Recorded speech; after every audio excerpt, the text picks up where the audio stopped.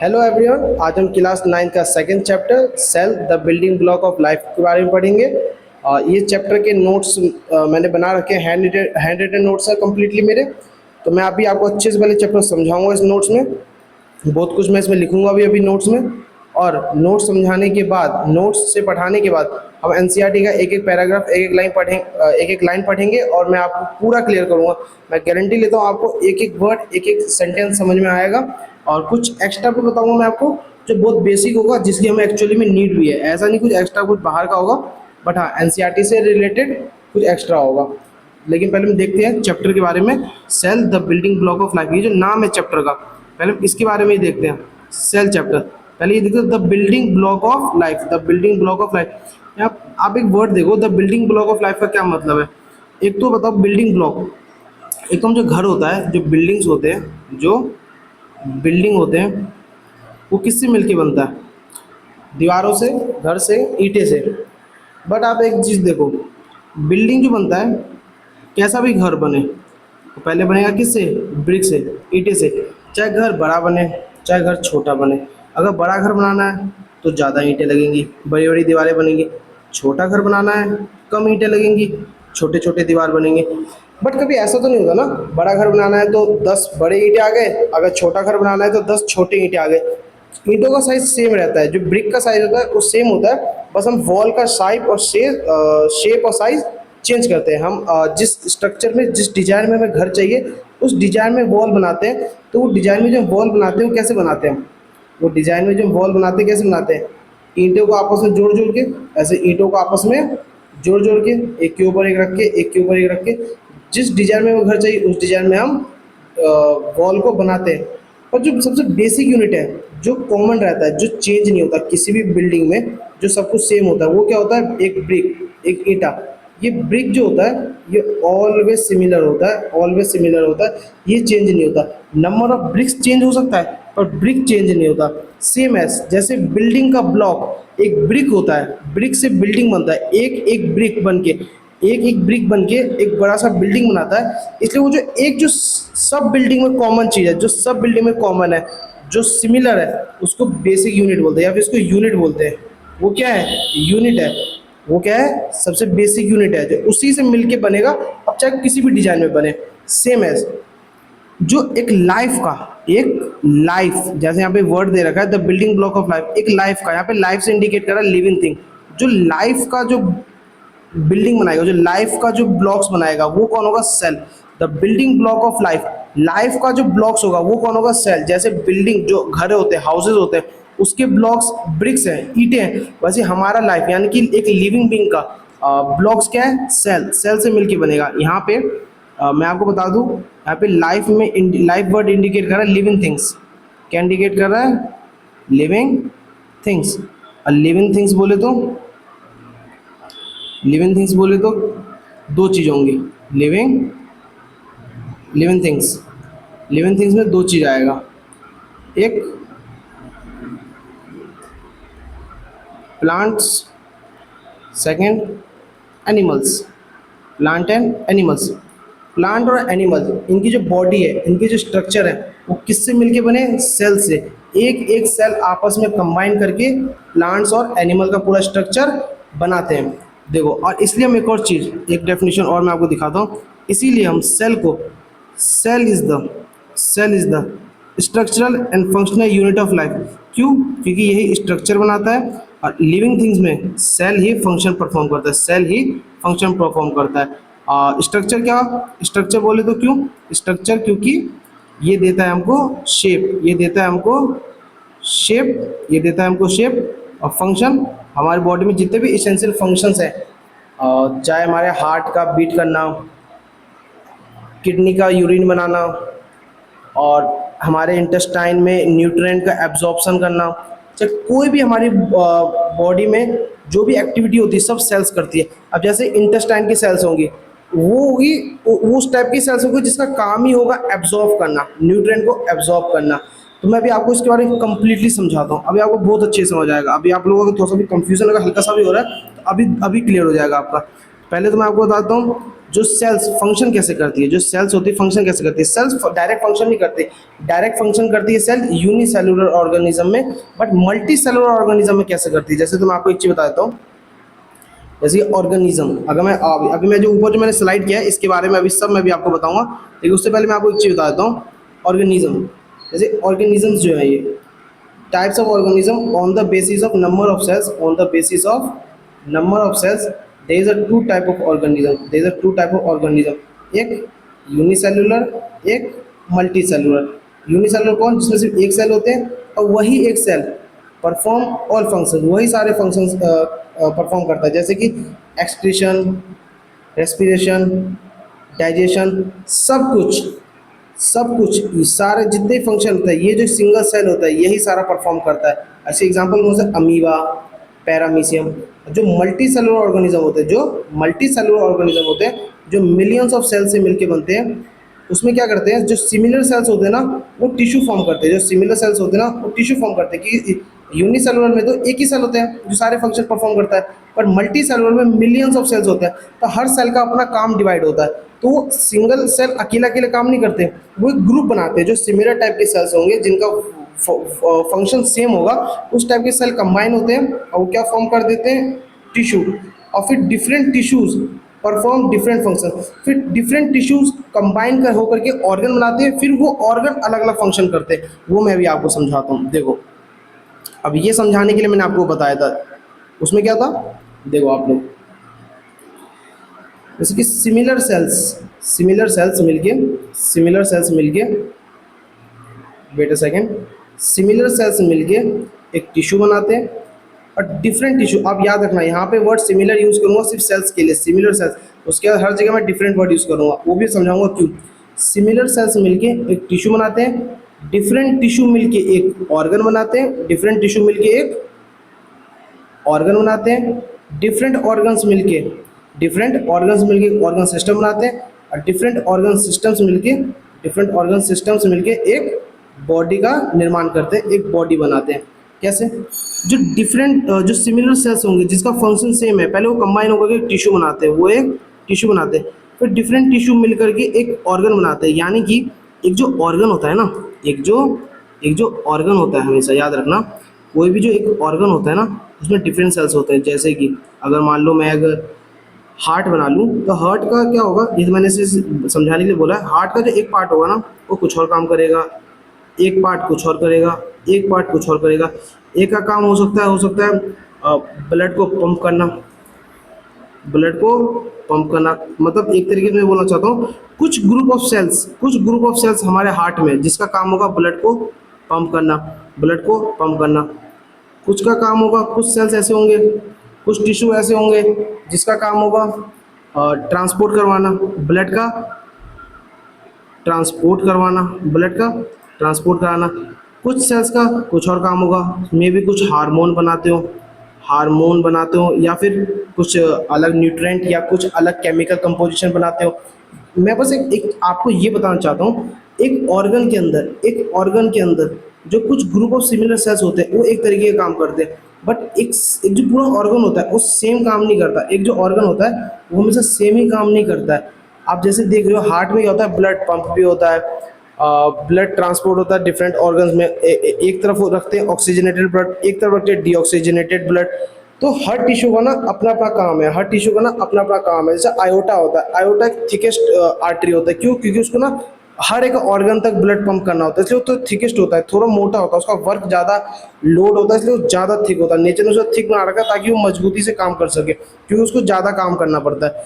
तो सेम है, different tissues मिलके एक ऑर्गन बनाते हैं और डिफरेंट ऑर्गन मिलके एक ऑर्गन सिस्टम बनाते हैं। अब जैसे कि आप देख लो रेस्पिरेटरी सिस्टम, जैसे कि बात कर लें अगर हम रेस्पिरेटरी सिस्टम, अगर हम रेस्पिरेटरी सिस्टम की बात करें, इसमें लंग्स होता है, इसमें नोज़ होता है, इसमें नोज़ इन्वॉल्व होता है, इसमें लंग्स होते हैं, इसमें नोज़ होते हैं, इसके अंदर ट्रैकिया भी इन्वॉल्व होता है, हमारा ट्रैकिया भी इन्वॉल्व होता है।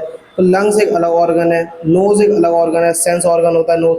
तो आप देखो दो तरीके के ऑर्गन मिलके एक सिस्टम बना रहे हैं, तो डिफरेंट ऑर्गन्स मिलके एक ऑर्गन सिस्टम बनाते हैं, ऑर्गन सिस्टम बनाते हैं।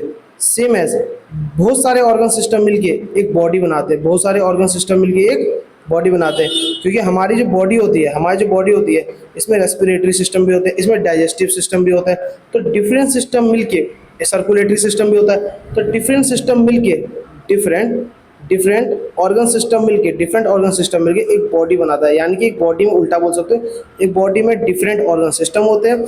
डिफरेंट ऑर्गन सिस्टम्स में, अलग अलग ऑर्गन सिस्टम्स में अलग अलग ऑर्गन होते हैं, और हर एक ऑर्गन में अलग अलग टिश्यू होते हैं। बट एक टिश्यू में सिमिलर टाइप के सेल्स होते हैं। तो सिमिलर वर्ड सिर्फ सेल्स के साथ है। आई होप आपको अच्छे से समझ आ गया होगा। अब कहीं भी अगर डाउट है तो आप मुझे कमेंट करके बता देना, मैं दोबारा से समझा दूँगा। अब देखो आप लोग, जो कुछ साइंटिस्ट थे, जो कुछ रिसर्चर्स थे, जो रिसर्च कर रहे थे पॉन्ड्स के ऊपर, और मेनली एनसीईआरटी में दे रखा है, some researchers believe that life may have originated in small water pools with changing environmental condition rather than in oceans. कुछ जो हमारा लाइफ ओरिजिनेट, सॉरी आप लोगों को जो साउंड आ रहा होगा ना उसके लिए सॉरी, बट आप लोग कंटेंट पे ध्यान दें, पढ़ाई पे। और अगर आपको पढ़ाई में अगर कोई चीज़ डाउट आ रहा है या कुछ पूछना हो तो आप मुझसे पूछें। बाकी साउंड के लिए सॉरी। बाकी जब साउंड आता है तो 1-2 सेकंड के लिए होता है, 1 सेकंड के लिए, तब मैं खुद ही चुप हो जाता हूँ।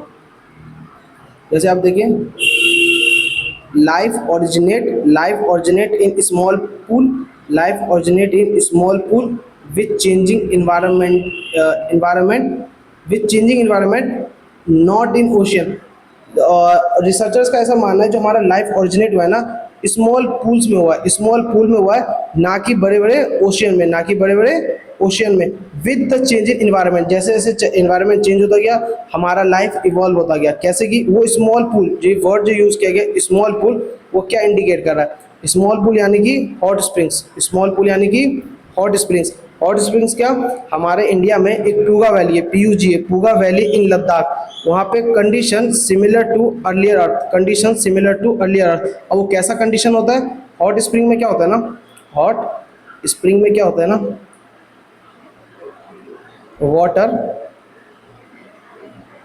Water always hot, water always in hot ही नहीं, बहुत ज़्यादा हॉट होता है। ऑलवेज इन बॉइलिंग कंडीशन, उबलता ही हुआ रहता है हमेशा, लगभग approx 100 degree Celsius, approx 100 degree Celsius. अब इस हॉट स्प्रिंग में क्या देखा रिसर्चर्स ने?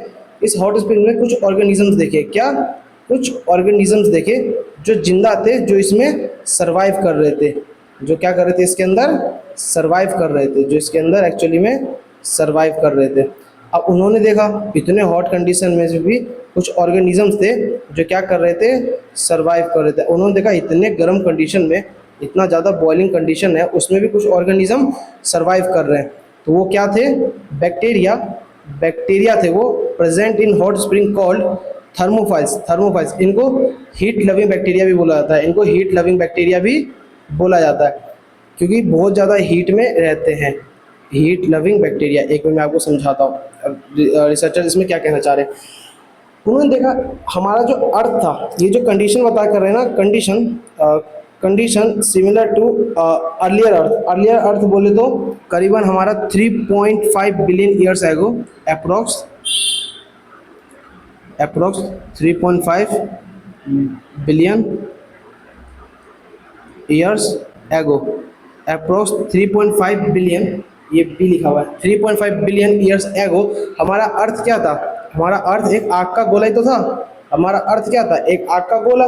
जब धीरे धीरे जैसे जैसे मानते इस पर बारिश हुई और जैसे जैसे पानी आया इस पर, तब टेम्परेचर थोड़ा सा चेंज हुआ, एज इन्वायरमेंट चेंज, इसमें ये वर्ड तो यूज़ किया, एज इन्वायरमेंट चेंज। तो कुछ कुछ पूल्स बन गए, जो गर्म इन्वायरमेंट था ना, उसके अगल बगल में कुछ पूल्स बन गए, जो थोड़ा सा तो ठंडा हुआ, बट उस अगल बगल के एक्सट्रीम कंडीशन, उस एक्सट्रीम वेदर की वजह से ना वो भी बहुत ज़्यादा गर्म थे, जो अप्रॉक्स बॉइलिंग पॉइंट के हिसाब से। फिर जैसे जैसे इन्वायरमेंट चेंज हुआ ना, फिर जैसे जैसे इन्वायरमेंट चेंज हुआ ना, वहाँ हमारा लाइफ इवॉल्व होता गया, लिविंग ऑर्गेनिजम्स आते गए, कुछ ना कुछ लिविंग ऑर्गेनिजम्स उसमें इवॉल्व हुए, जिसकी ये बात करें लाइफ ऑरिजिनेट हुआ। उसका एक एग्जाम्पल है ये थर्मोफाइल्स, उसी का एग्जाम्पल है एक थर्मोफाइल्स। क्योंकि ऐसा ही कंडीशन, जैसा ये जो इतना हार्श कंडीशन है, ये जो इतना हार्श कंडीशन है हॉट स्प्रिंग का, जो ये हार्श कंडीशन है, या फिर आप बोल सकते हो एक्सट्रीम, ये जो एक्सट्रीम कंडीशन है इसका, ये जो एक्सट्रीम कंडीशन है इसका, सेम ऐसा ही कंडीशन हमारे अर्थ का था 3.5 बिलियन ईयर्स एगो, करीबन 3.5 बिलियन ईयर्स पहले की बात है, जो हमारा अर्थ करीबन ऐसा ही था। जब इतने हॉट स्प्रिंग में, इतने गर्म में एक बैक्टीरिया सरवाइव कर रहा है, तो यही एक एग्जांपल है, ये हॉट स्प्रिंग आए कहाँ से, ये बने कैसे।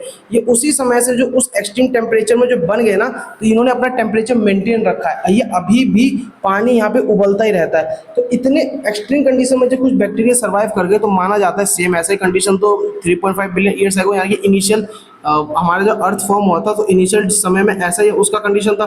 फिर जब धीरे धीरे पानी आया, तो उसका टेम्परेचर थोड़ा लो हुआ, फिर भी कहीं कहीं पे टेम्परेचर हर जगह लो नहीं हो गया था, कहीं कहीं पे पानी भरा था, लेकिन जहाँ पे पानी भरा था वो अगल बगल टेम्परेचर के कारण बहुत ज़्यादा गर्म थे। तो फिर धीरे धीरे जैसे जैसे इन्वायरमेंट चेंज हुआ, लाइफ इवॉल्व हुआ, ये उसी की बात कर रहे हैं। As environment changes, as environment changes, यहाँ पे लिखा है ना, life originate in, life originate in, ये इसी की बात कर रहा है, life originate in small pool with changing environment. जैसे जैसे इन्वायरमेंट चेंज हुआ, स्मॉल पूल्स में लाइफ आता गया और फिर धीरे धीरे इवॉल्व होता गया। रिसर्चर्स ने एक और चीज़ देखा, researchers observe CaCO3 calcium carbonate layer around hot spring. जो हॉट स्प्रिंग था ना, उसके चारों तरफ इन लोगों ने CaCO3 की एक रैपिड लेयर देखा, एक रैपिड लेयर देखा। दिस डिपोजिट, ये जो डिपोजिशन थे कैल्शियम कार्बोनेट के, this deposits may have protected earlier organic molecule. ये जो अर्लियर ऑर्गेनिक मॉलिक्यूल है, जो पहले के समय के जो ऑर्गेनिक मॉलिक्यूल हमारे अर्थ पे थे या बने थे, ये वो प्रोटेक्ट हो गए, जो बच गए, वो हॉट स्प्रिंग के चारों तरफ लगे हुए थे। एक तरीके से हॉट स्प्रिंग जो एरिया होता है ना, उसको 3.5 बिलियन ईयर्स एगो जो हमारा अर्थ था ना, उससे कंपेयर करते हैं। उसमें बची हुई चीजें हैं, जो अभी जो उस समय का जो बचा हुआ है हॉट स्प्रिंग वैसा कंडीशन, उसमें इवॉल्व होने वाले बैक्टीरिया थर्मोफाइल्स, जो हीट लविंग बैक्टीरिया होते हैं, और जो कुछ उस समय के अर्लियर ऑर्गेनिक मॉलिक्यूल्स जैसे कि कैल्शियम कार्बोनेट, उसके चारों तरफ डिपॉजिट थे, और जो बच गए थे earlier organic molecule from harmful radiation and extreme condition, protected, यहाँ पे वर्ड यूज करें प्रोटेक्टेड, यानी कि बच गए थे। किससे बच गए थे? जो हमारा अर्थ जब उस कंडीशन में था ना, तो हार्मफुल रेडिएशंस भी आते थे, और एक्सट्रीम कंडीशन जो हीट कंडीशन था उससे बच के चढ़ा, तो उन लोगों ने लेयर बना दिया। इसी लेयर को, यही जो लेयर बना है, this CaCO3 layer leads to the formation of the first protective membrane। जैसे जैसे हार्श कंडीशन आया, जैसे जैसे लाइफ इवॉल्व हुआ, तो लाइफ अपने आप, जब हम एडेप्टेशन पढ़ते हैं, जैसे जैसे इन्वायरमेंट चेंज होता है, तो कोई भी लिविंग ऑर्गेनिज्म अपने आप में ना एडेप्टेशन लाता है, यानी कि अपने आप में चेंजेस लाता है, जिससे वो अर्थ पे सर्वाइव कर सके। तो धीरे धीरे क्या हुआ, जो ऑर्गेनिज्म थे उन्होंने अपने आप में प्रोटेक्टिव मेम्ब्रेन बनाया, वो मेम्ब्रेन प्लाज्मा मेम्ब्रेन पढ़ते हैं, जो फर्स्ट प्रोटेक्टिव लेयर बना। ये आपको समझ आ गया ना, यूनिसेलुलर और मल्टी सेलुलर। जैसे मैंने बताया, सिमिलर सेल्स फॉर्म टिश्यू, क्यों? यहाँ पे मिलियंस ऑफ सेल्स होते हैं, तो मिलियन ऑफ सेल्स, सबका काम बटा होता है, डिवीजन ऑफ लेबर होता है। एक वर्ड आप पढ़ोगे, डिवीजन ऑफ लेबर, शायद 9th में तो नहीं है ये, लेकिन आगे आप पढ़ोगे division of labour. Division of labour का मतलब काम का बटा हुआ होता है, सबका काम बटा होता है। तो क्या होता है, जो सिमिलर सेल्स होते हैं ना, फॉर्म टिश्यू। कैसे काम बांटते हैं? जो जितने भी सिमिलर सेल्स होते हैं वो टिश्यू बना लेते हैं, और जितने भी सिमिलर टिश्यू होते हैं वो ऑर्गन बना लेते हैं। तो ऑर्गन अपना काम करते हैं, जब 2-3 ऑर्गन कोऑर्डिनेटेड वे में काम करते हैं, तो वो ऑर्गन सिस्टम बना लेते हैं, और जब 2-4 ऑर्गन सिस्टम आप काम करते हैं, तो वो एक बॉडी बना लेते हैं। अब हम एक पॉइंट पढ़ते हैं, near point of human eye. जैसे कि इसमें बुक में दे रखा है point, how to study cell, उसमें दे रखा है 2 टॉपिक, एक पढ़ना है near point of human eye, एक पढ़ना है limit of resolution. Near point of human eye क्या है? 25 सेंटीमीटर, यानी कि closest distance that human can focus effectively. अगर इससे नियर हम किसी ऑब्जेक्ट को ह्यूमन आई के 25 सेंटीमीटर दूर रहेगा, अगर मेरा हमारा जो ह्यूमन का आई है उससे 25 सेंटीमीटर कोई ऑब्जेक्ट अगर दूर है तो हम इफेक्टली उस पर फोकस कर पाएंगे।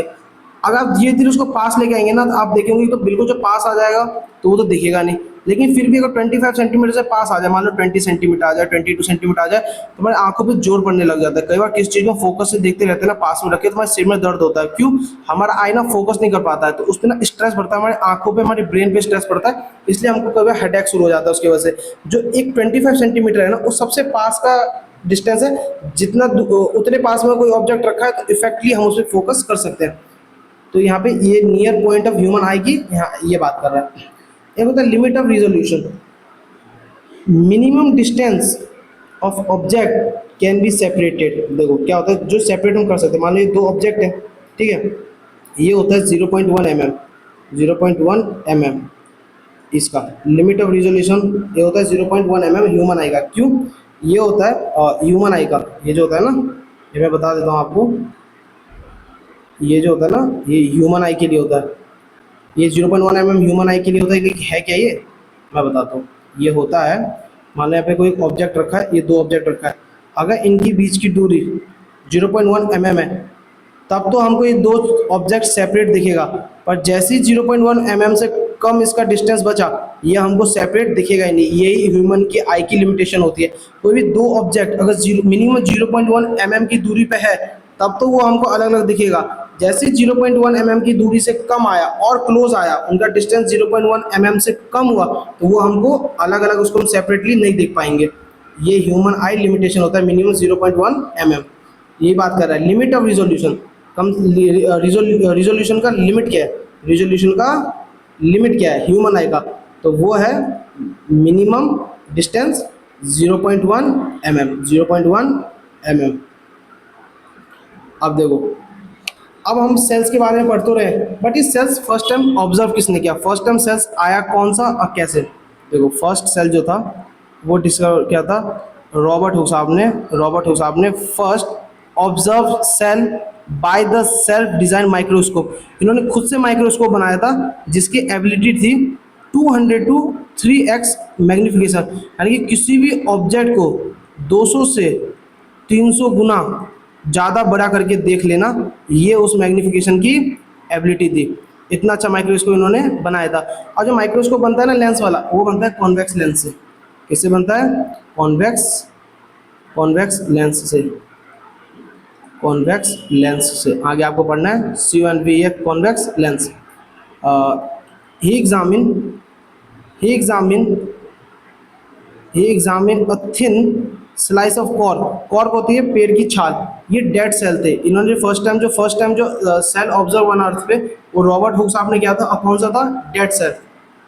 उन्होंने क्या देखा, एक जो प्लेन कोई भी ऑब्जेक्ट नहीं, एक कॉर्क सेल जो कोई भी प्लेन चीज दिखता है, जैसे उन्होंने उसको माइक्रोस्कोप में डाला या मैग्नीफाई किया, उन्होंने देखा स्मॉल बॉक्स लाइक स्ट्रक्चर। ये स्मॉल बॉक्स लाइक स्ट्रक्चर उन्होंने डिफरेंट कंपार्टमेंट्स देखे, small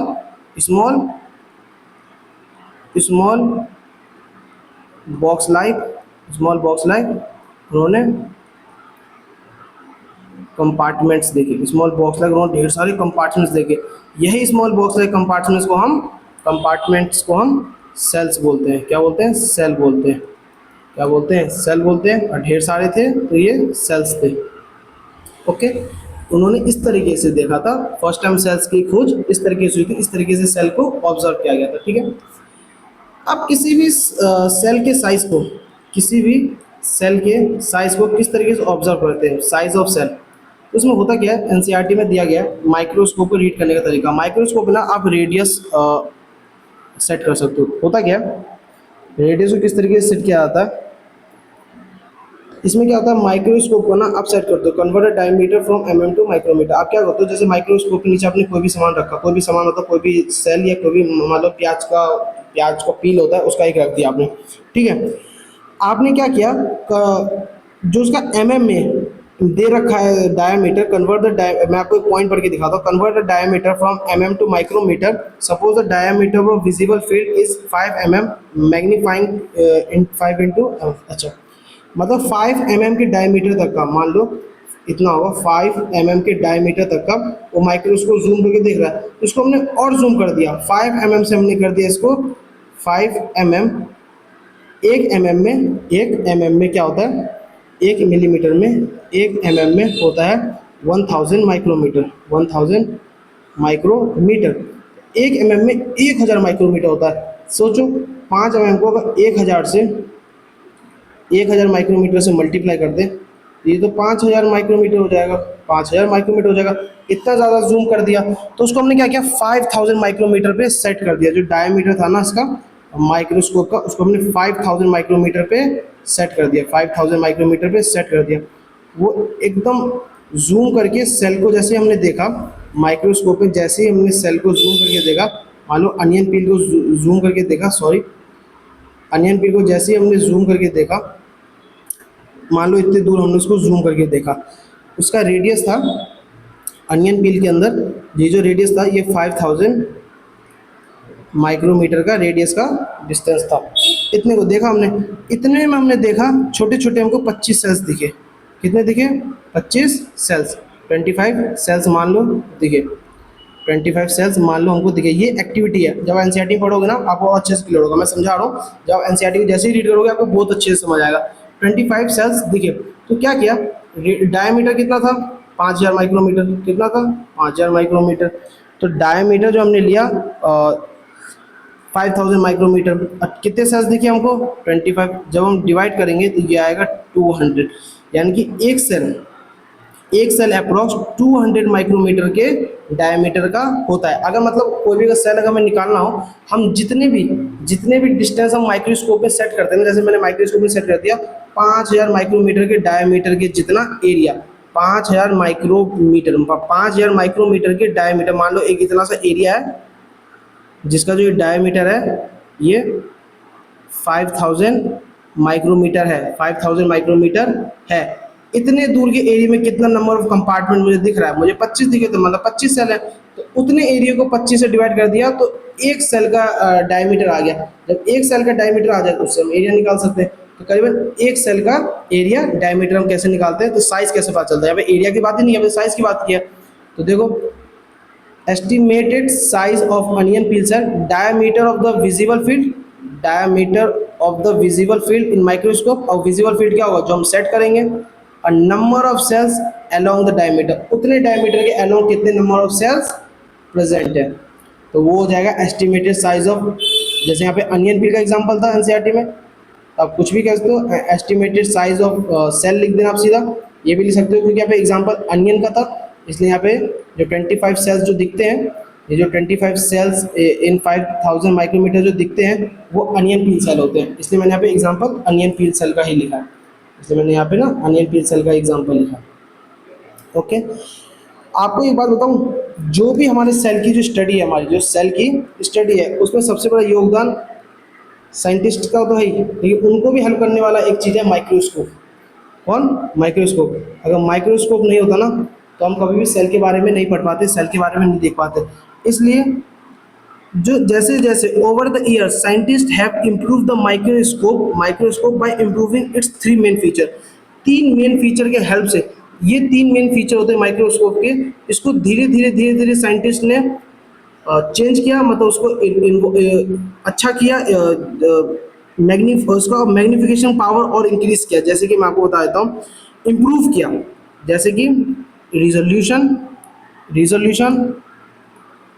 contrast and magnification, resolution, contrast and magnification.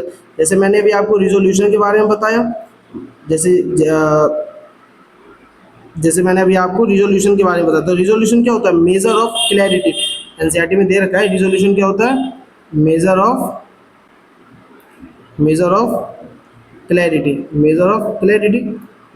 Clarity, कितनी क्लैरिटी से ऑब्जेक्ट को मेजर कर पा रहा है, कितने क्लैरिटी से ऑब्जेक्ट को मेजर कर पा रहा है। जैसे हमारा लिमिटेशन क्या था रिजोल्यूशन का, 0.01 mm। इससे भी कम डिस्टेंस में कोई ऑब्जेक्ट होगा तो हम देख ही नहीं पाएंगे कि वो 2 ऑब्जेक्ट है। लेकिन उसको और बेटर किसने किया, माइक्रोस्कोप से, क्योंकि हमारी आंखों का तो लिमिट है 0.1 mm। तो मेजर ऑफ क्लैरिटी, और क्लैरिटी से ऑब्जेक्ट को देख सकते हैं, मेजर कर सकते हैं। कॉन्ट्रास्ट का मतलब क्या होता है, the difference in brightness between various part of an object, और जितने भी ऑब्जेक्ट उस सेल्स के अंदर हैं या उस सेल्स के जितने भी पार्ट हैं, उस सेल्स के जितने भी पार्ट हैं उसको और अच्छे से देखना, और डिफरेंट ब्राइटनेस से, डिफरेंट ब्राइटनेस से उनको देखना।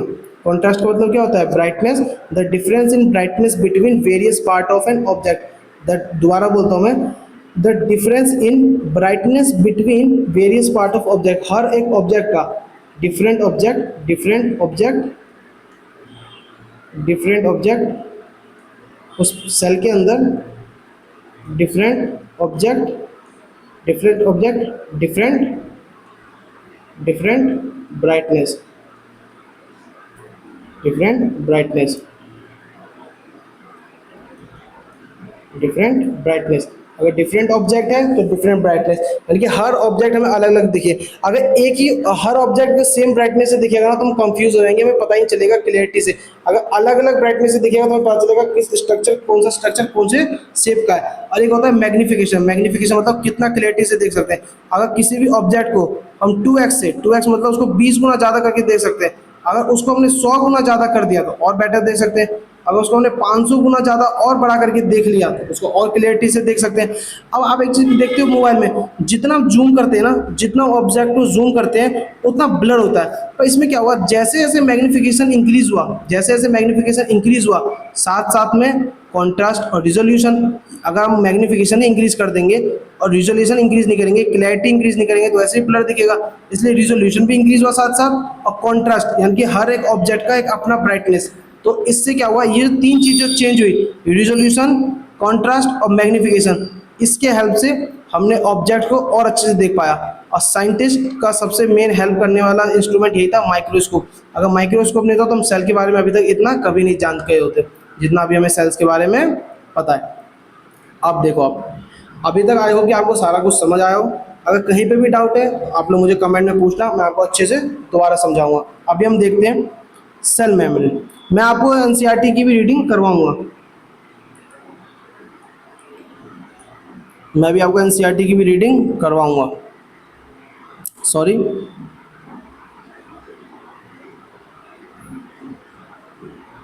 देखिए structure of cells, structure of cells. Cells में कितने स्ट्रक्चर्स होते हैं? सबसे पहला cell membrane, thin boundary surrounds a cell and protect its content. Cell के चारों तरफ जो होता है, सेल के चारों तरफ होता है सेल मेम्ब्रेन, सेल के चारों तरफ होता है। मान लेते हैं ये सेल है, मान लेते हैं ये कोई एक सेल है, इसके चारों तरफ क्या होगा, सबसे आउटर मोस्ट लेयर होगी, क्या होगी, ये होगा सेल मेम्ब्रेन। ये सराउंड करता है, surround the cell and protect its content. इसके अंदर जो भी कुछ कंटेंट है, इसके अंदर जो भी कुछ कंटेंट है उसको क्या करता है, प्रोटेक्ट। क्या करता है, प्रोटेक्ट करता है। कैसे प्रोटेक्ट करता है? Also called cell membrane, also, एक तो सेल मेम्ब्रेन को प्लाज्मा मेम्ब्रेन भी बोलते हैं, आप ये लिख लो, plasma, plasma membrane, PLASMA, plasma membrane. Cell को और क्या कहते हैं, प्लाज्मा मेम्ब्रेन। वेट, मैं आपको अच्छे से लिख देता हूँ यहाँ पे।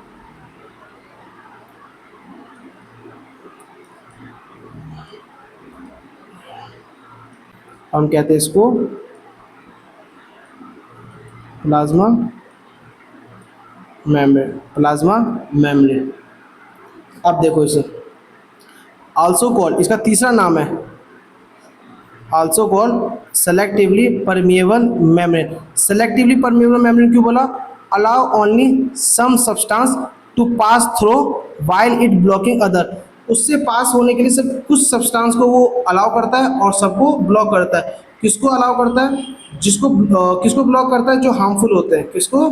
जो हार्मफुल फॉर सेल्स, जो सेल्स या सेल के लिए हार्मफुल होता है उनको वो ब्लॉक कर देता है, और जो उसके लिए यूजफुल होता है उसको अलाउ कर देता है। तो उसके अंदर एबिलिटी होती है, सेल मेम्ब्रेन के अंदर एबिलिटी होती है जो एक्सटर्नल, जो फॉरेन पार्टिकल्स है उसके बारे में पता कर सकता है वो कि ये हमारे लिए हार्मफुल है, कि अच्छा है, बुरा है। तो जो हमारे लिए बुरा होता है, जो हार्मफुल होता है, उसको वो सेल के अंदर घुसने ही नहीं देता। इसलिए इसको सेलेक्टिवली परमिएबल मेम्ब्रेन भी कहते हैं।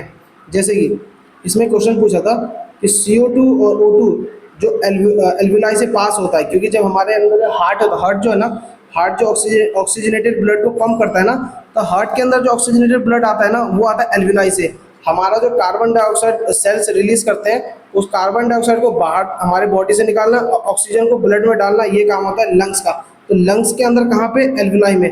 तो O2 अंदर जाता है, CO2 बाहर आता है। ये जो पास होता है थ्रू एल्वुलाई बाय डिफ्यूजन, इस प्रोसेस को कहते हैं डिफ्यूजन। डिफ्यूजन ऑस्मोसिस दोनों के बारे में अभी आपको मैं पढ़ाऊंगा। उससे पहले आप एक टॉपिक देखो, जैसे कि आपने पोटैटो को, मतलब आलू का छिलका छिल के उसे काट के एक टुकड़े को, दो सिमिलर साइज के टुकड़े आपको लेने, सिमिलर साइज सिमिलर वेट के, शेप चेंज हो सकता है पर वेट सेम होगा। इन सॉल्टी वाटर, आपने उसको नमक वाले पानी में डाल दिया, करीबन 1 आवर के लिए छोड़ दिया। फिर से अलग पोटैटो को, मतलब 2 टुकड़े काटे थे ना आपने, फिर एक पोटैटो को आपने प्लेन वाटर में डाल दिया, उसे भी 1 आवर के लिए छोड़ दिया, उसे भी 1 आवर के लिए आपने छोड़ दिया। अब थोड़ी देर बाद जाके देखोगे, एक कर जाएगा श्रिंक, एक कर जाएगा श्रिंक, श्रिंक मतलब सुगड़ जाएगा, श्रिंक मतलब सुगड़ जाएगा, और एक स्वेल कर जाएगा, बोले तो फूल जाएगा, मतलब फूल जाएगा। जो श्रिंक कर जाएगा यानी कि इसका वाटर क्या हो गया, इसके अंदर वाटर लॉस हो गया, इसके अंदर क्या हो गया, वाटर लॉस हो गया, और फिर इसका वेट भी क्या हो गया, घट गया। और जो स्वेल कर जाएगा, इसके अंदर वाटर क्या होगा, इसने वाटर को गेन कर लिया, वाटर को और गेन कर लिया, तभी फूल गया। और इसका वेट क्या हो गया, इसका वेट क्या हो गया, इंक्रीज, इसका वेट क्या होगा, इंक्रीज। पर ये हुआ क्यों, बट ये हुआ क्यों? होता क्या है ना, वाटर मूव करता है हाई कंसंट्रेशन से लो कंसंट्रेशन की ओर, हाई कंसंट्रेशन से लो कंसंट्रेशन की ओर। अब आप लोग ज़रा समझते रहना थोड़ी देर तक। मान लेते हैं ये एक बीकर है, मान लेते हैं ये एक बीकर है। क्या मेरे पास बीकर दे रखा है? नहीं दे रखा, और मैं इससे बना लूँगा बीकर।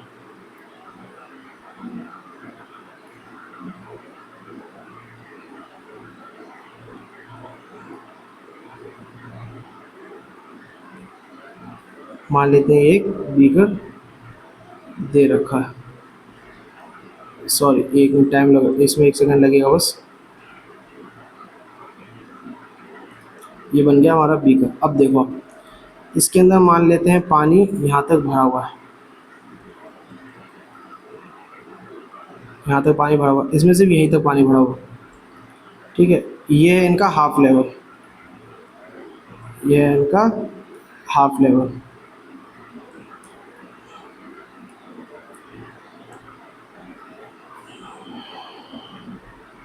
ये है इनका हाफ लेवल। आपको पता है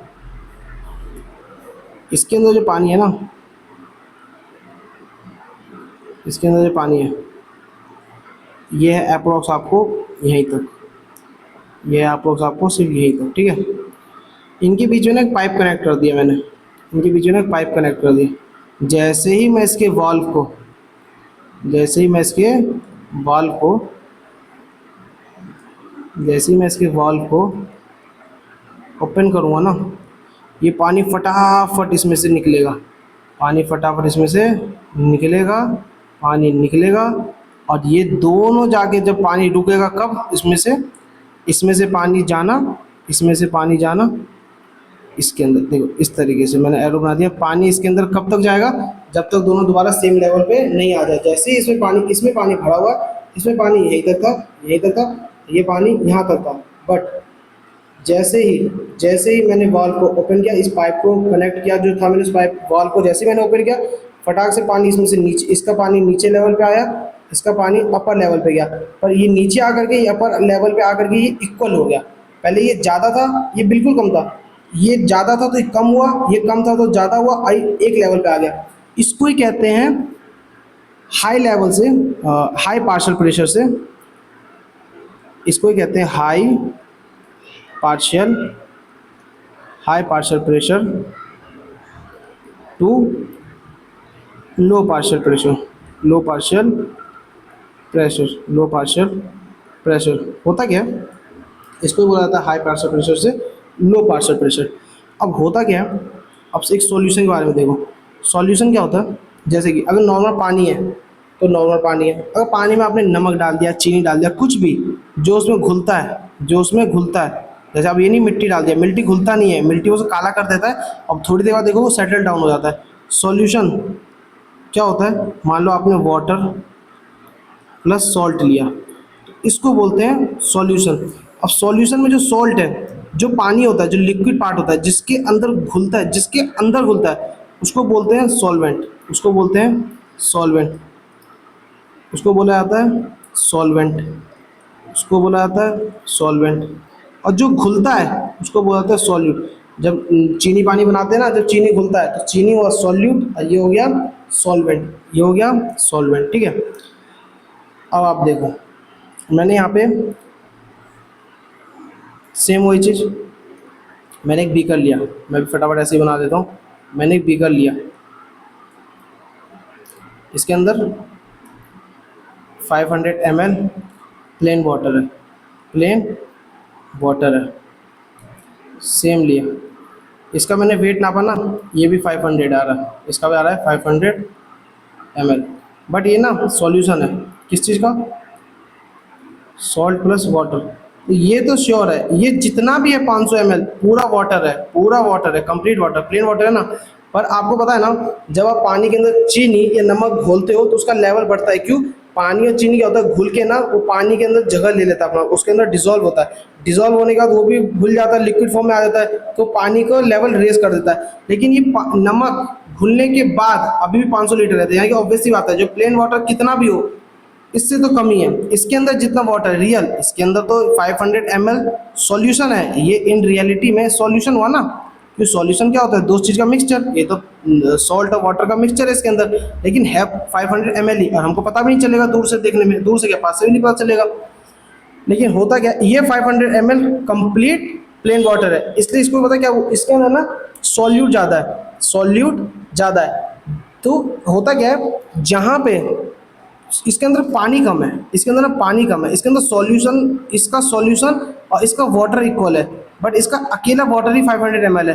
हो सकता है इसके अंदर वाटर सिर्फ 400 ml हो, सिर्फ 400 ml हो, और 100 ml इसका सॉल्ट हो, तो पानी तो कम है ना, 100 ml तो इससे कम है ना, तो ये हाई हो गया लेवल पे, ये लो लेवल पे हो गया। और यही जो सॉल्यूट है, ये जो सॉल्यूट है, ये डिफ्रेंशिएट कराता है वाटर के मूवमेंट में, वाटर के मूवमेंट में। अब मैं आलू वाला केस दिखाता हूँ, देखो होता क्या है, आलू के अंदर ना वाटर कंटेंट होता है, किसी भी सब्जी में ना वाटर कंटेंट होता है। जब आलू हम फल का जूस निकालते हैं, किसी भी चीज़ का जूस, तो जूस होता क्या है, लिक्विड पार्ट। तो किसी भी पोटैटो में, इसको मान लेते हैं जो ए पोटैटो था, जो ए पोटैटो पोटैटो था, उसके अंदर वाटर है प्लस सम सब्सटेंस है, सब्सटेंस मतलब कोई भी मिनरल, उसके अंदर फैट्स, उसके कार्बोहाइड्रेट्स, कुछ भी, ठीक है। उसको प्लेन वाटर में दे दिया, किस में दे दिया, प्लेन वाटर में, प्लेन वाटर में दे दिया। और जो बी वाला आलू था ना, उस आलू में भी सेम साइज, सेम का मतलब सेम सेम वेट का आलू का टुकड़ा होगा, इसके अंदर भी वाटर प्लस सब्सटेंस है, वाटर प्लस सब्सटेंस है। इसके अंदर ना सॉल्टी वाटर था, क्या था, सॉल्टी वाटर। और इसके अंदर सॉल्ट था ना एक्चुअली में 20% था, सॉल्ट था ना 20% था, अप्रोक्स वही वाली बात हो गई। 500 ml में 400 ml पानी, 100 ml सॉल्ट, 20% था। अब आप देखो 20% तो इसके अंदर सॉल्ट है। इसमें क्या है ना, यहाँ पे प्लेन, यहाँ पे वाटर हाई लेवल पे है, क्योंकि यहाँ पे जो है ना कंसनट्रेटेड वाटर है। अगर पानी के अंदर कुछ मिला हो ना, उसको बोलते हैं कंसनट्रेटेड, उसको क्या बोलते हैं, अगर वाटर प्लस अगर समथिंग कुछ है एक्स, इसको बोलते हैं कंसनट्रेटेड, कंसनट्रेटेड, कंसनट्रेटेड है, यानी कि इसका लेवल हाई है, इसके अंदर ना वाटर का लेवल लो है, इसके अंदर वाटर का लेवल लो है, क्योंकि इसके अंदर कुछ सॉल्यूट मिला हुआ है, इसके अंदर कुछ सॉल्यूट मिला हुआ है। अब आप लोग देखो, अब आप लोग देखो, मैं आपको समझाता हूँ। आप लोगों को अगर थोड़ा सा भी कंफ्यूजन हो रहा है ना, लास्ट तक सुनते रहना, बहुत अच्छे से क्लियर होगा। इसमें क्या है ना, सिर्फ प्लेन वाटर है, यहाँ पे वाटर ना हाई लेवल में है, क्यों, सिर्फ पानी ही है, सिर्फ क्या है, सिर्फ पानी है, सिर्फ पानी है। और यहाँ पे क्या है, सॉल्यूट भी है प्लस वाटर है। तो इसमें क्या है ना, ये कंसनट्रेटेड है, इसके अंदर कुछ सॉल्यूट भी है, इसके अंदर कुछ और सामान भी है। तो वाटर क्या होता है ना, जो पानी होता है ना, आप लोग ना थोड़ा सा 1 सेकंड के लिए वेट करना, बस 1 सेकंड के लिए बस।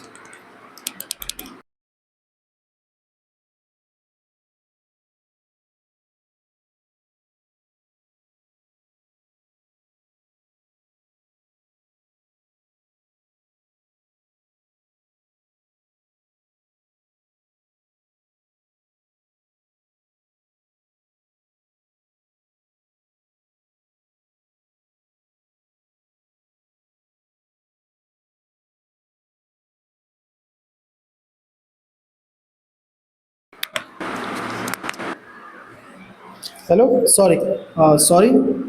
अब जैसे कि इसमें आपने देखो, इसमें प्लेन वाटर है, इसमें सिर्फ प्लेन वाटर है, इसमें मिक्सचर है, इस यानी कि इसमें वाटर का लेवल हाई है, इसलिए हाई लेवल से वाटर हमेशा लो लेवल पे जाता है, हाई टू लो जाता है। इसलिए ए वाले में क्या था, मतलब जो प्लेन वाटर में आलू को डाला था वो स्वेल कर गया, वो पानी उसके अंदर चला गया, इसलिए फूल गया। बट इसमें क्या था, सॉल्टी था, सॉल्टी वाटर था, सॉल्टी वाटर था।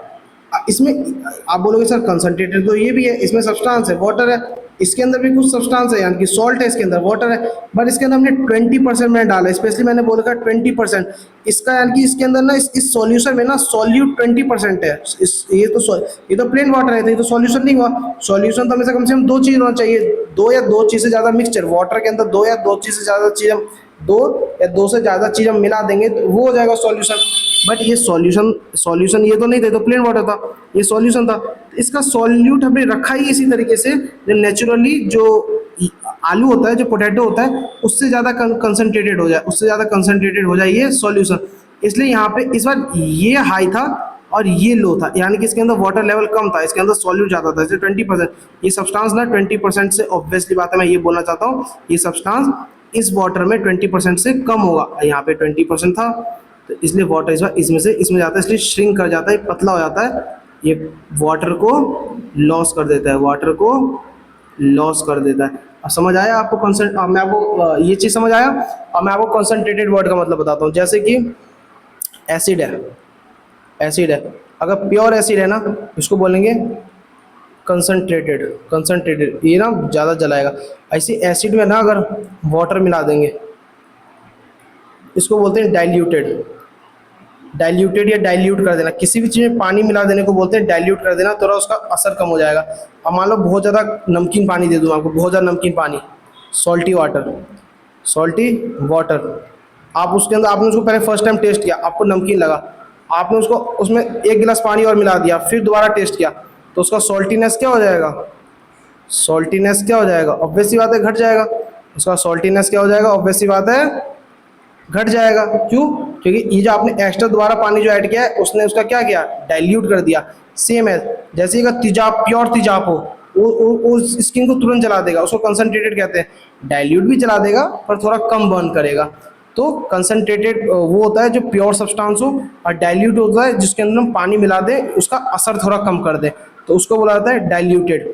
देखो अब मैं आपको एक चीज़ समझाता हूँ, ये चीज़ अगर नहीं समझ आए तो मैं एक बार दोबारा रिवाइज करवाता हूँ, आपको अच्छे से समझ आएगा। इसमें वाटर प्लस सब्सटेंस था, ये प्लेन वाटर था, हाई कंसंट्रेशन से लो, हाई से लो की तरफ पानी गया, स्वेल कर गया, पानी आलू के अंदर घुस गया और वो स्वेल कर गया। इसके अंदर वाटर प्लस सब्सटेंस था, बट ये सॉल्टी वाटर था। मैंने इसका सब्सटेंस, इसका जो सॉल्यूट रखा मैंने रखा ये 20%, यानी कि इससे ज़्यादा कंसनट्रेटेड था ये, इसके अंदर सॉल्यूट ज़्यादा था इस वाले सॉल्यूशन में, सॉल्ट प्लस वाटर में। तो इसलिए इस बार पानी, इस बार इसके लिए इस लेवल के हिसाब से इसका लेवल हाई हो गया, इसलिए हाई टू लो, इसलिए सर पानी इसमें से लूज कर गया। सर सब्सटेंस क्यों नहीं लूज किया? सब्सटेंस लूज नहीं करता, प्लाज्मा मेम्ब्रेन से वाटर या गैस ही डिफ्यूज ऑस्मोसिस हो पाता है, डिफ्यूज हो पाता है, कभी भी सब्सटेंस नहीं करते, सब्सटेंस उसमें से निकल जाए इतना उसके अंदर जगह होता ही नहीं है।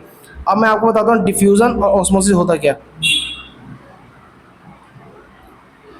जैसे कि अब इसको पढ़ते हैं, water move from an area with more water and less solute, जहाँ पे ज़्यादा पानी हो, move from ऐसे एरिया से मूव करती है जहाँ पे ज़्यादा पानी हो और सॉल्यूट लेस हो, टू वहाँ जाती है to an area with less water, जहाँ कम पानी हो और मोर सॉल्यूट हो, यानी कि जहाँ पानी कम है, जहाँ पानी कम है लेस वाटर, और जहाँ पे सॉल्यूट मोर है, ऐसे प्रोडक्ट को क्या बोलते हैं? Concentrated solution. क्या बोलते हैं? Concentrated solution.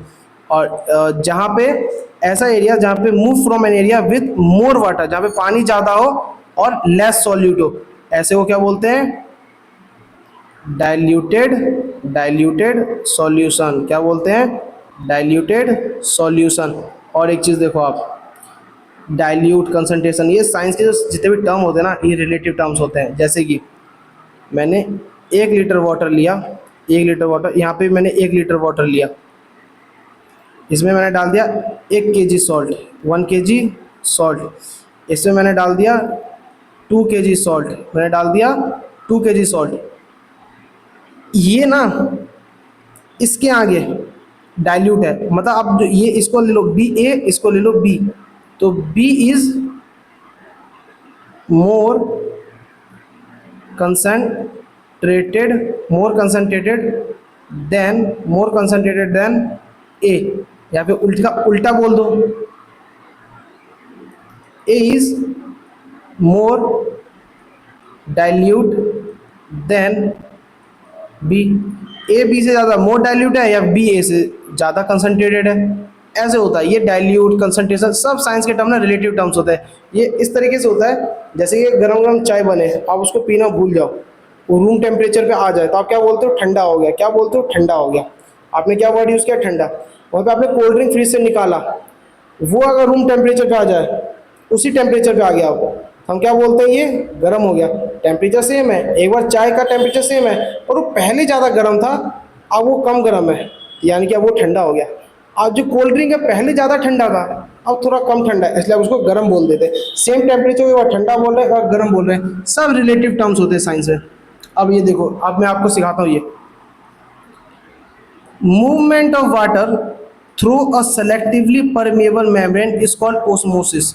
बस इसको सुन लो, मैं दोबारा बताता हूँ। अब डिफ्यूजन पे आते हैं, किस पे आएंगे हम, डिफ्यूजन पे। The net movement of particle from higher to low concentration is called diffusion. देखो, कोई भी चीज़ जब हाई से लो की तरफ जाती है ना, उसको डिफ्यूजन बोलते हैं।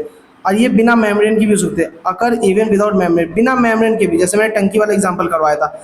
एक हाई लेवल से लो लेवल पे कोई भी ऑब्जेक्ट जब जाता है ना, उसको डिफ्यूजन बोलते हैं। उसको क्या बोलते हैं, डिफ्यूजन बोलते हैं।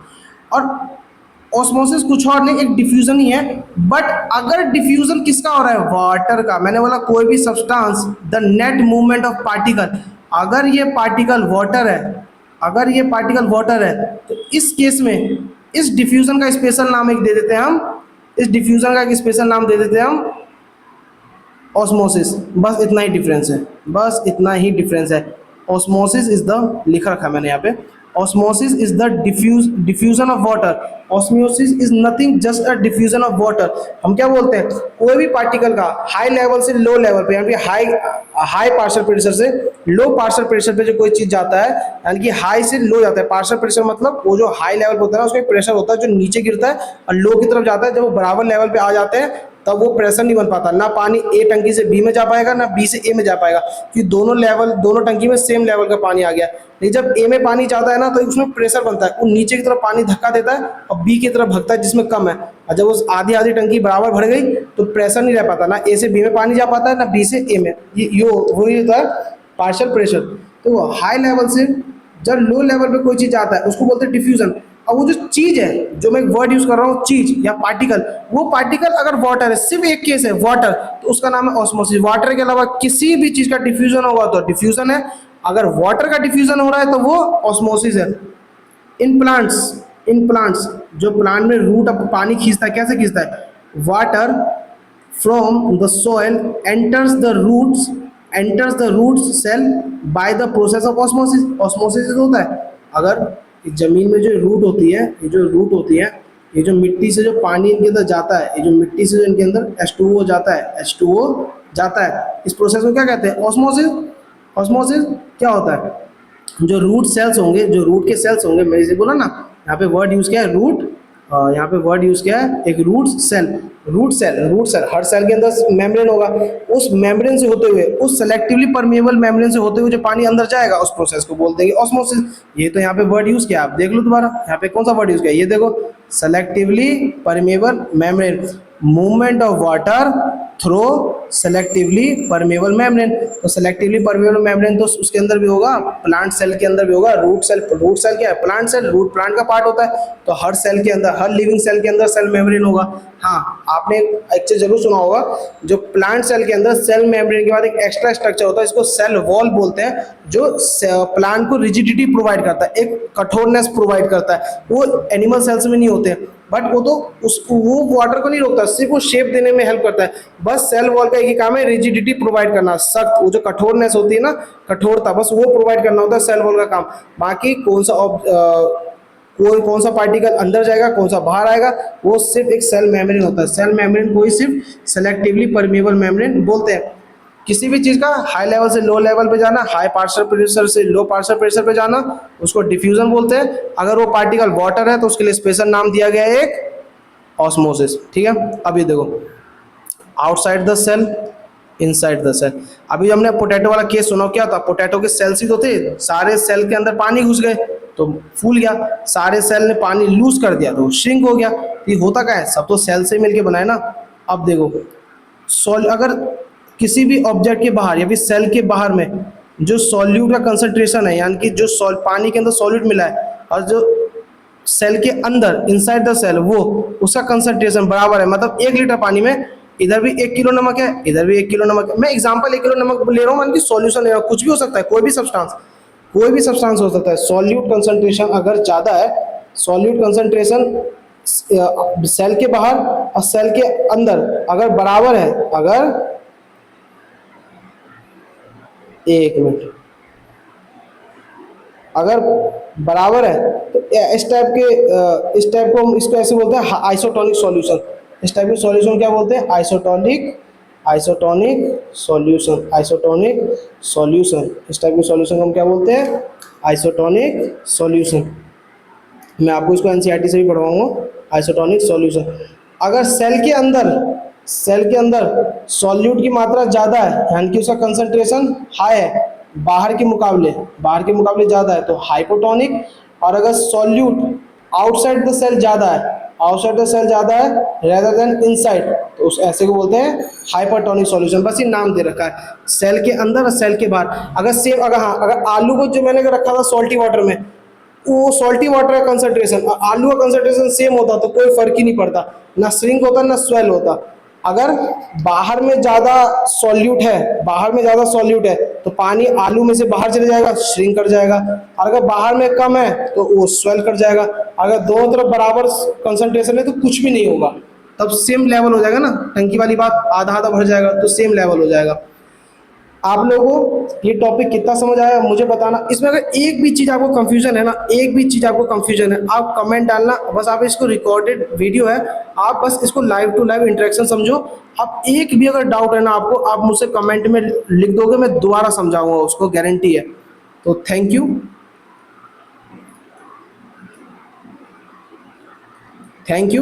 और कोई भी डाउट हो आप लोग मुझसे पूछना। इसमें एक भी वर्ड या कहीं पे भी कंफ्यूजन हुआ हो तो दोबारा सुनना। मैंने अपनी तरफ से 100% कोशिश की आपको क्लियर करने की। आप दोबारा सुनना उस वीडियो को, उस पार्ट को। अगर नहीं कंफ्यूजन बार बार सुनने से अगर तब भी लग रहा है, डाउट आ रहा है, आप कमेंट में लिख देना, मैं दोबारा शॉर्ट्स बना करके या उतने छोटे से दूर का उतने टाइम का उस टॉपिक का वीडियो बना करके डालूंगा। अब इसके बाद ना एक टॉपिक है सेल स्ट्रक्चर्स। अब उसके बारे में